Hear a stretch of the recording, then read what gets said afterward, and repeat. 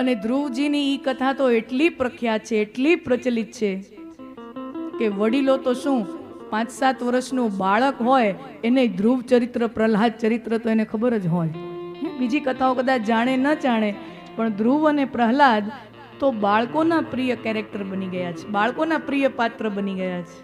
કથા આપણે જાણીએ છીએ, ઉત્તાનપાદ રાજા છે, એની 2 રાણીઓ છે. કથા આપણે જાણીએ છીએ, પણ એની અંદર વ્યાસજીએ જે રૂપક બાંધ્યું છે ત્યાં સુધી આપણી નજર નથી જતી.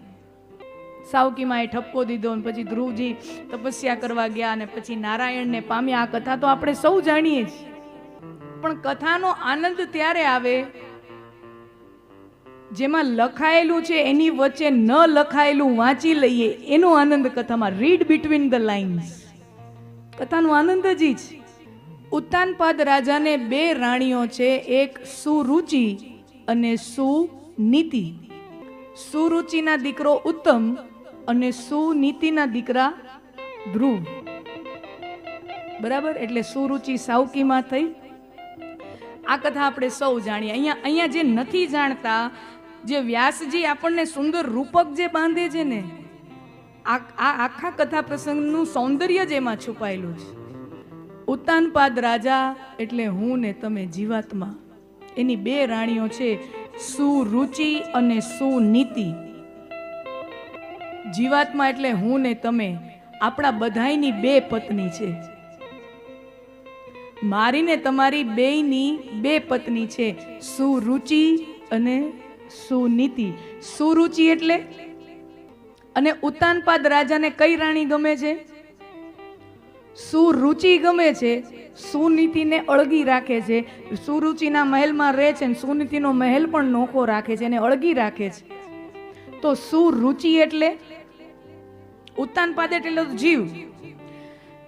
જે પત્ની ગમે છે ઈ સુરુચિ.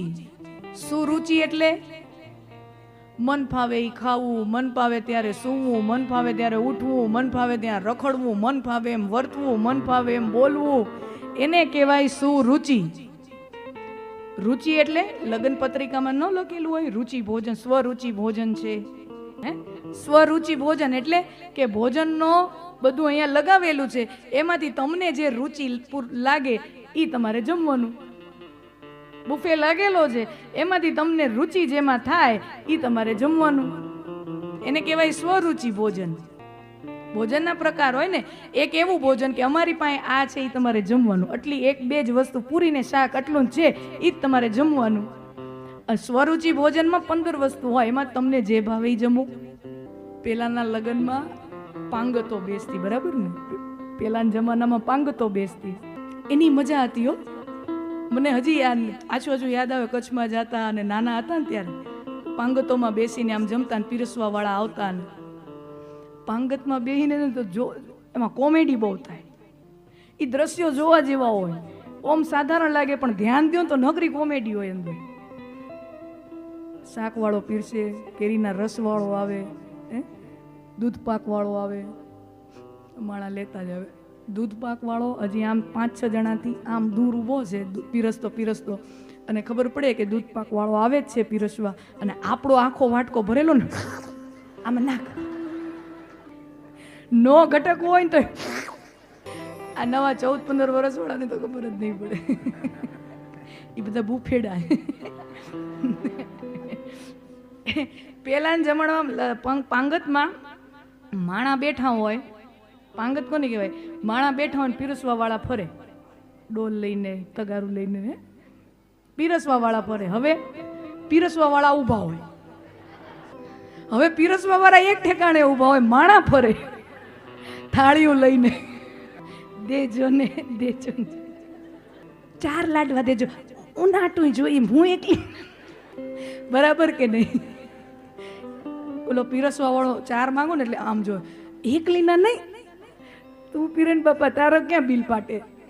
તો સુરુચિ એટલે મન ફાવે એમ કરવું, મન ફાવે એ ખાવું, મન ફાવે એ ઉઠવું, ત્યારે ખાવ, જેમ મન ફાવે તે, એને કહેવાય સુરુચિ.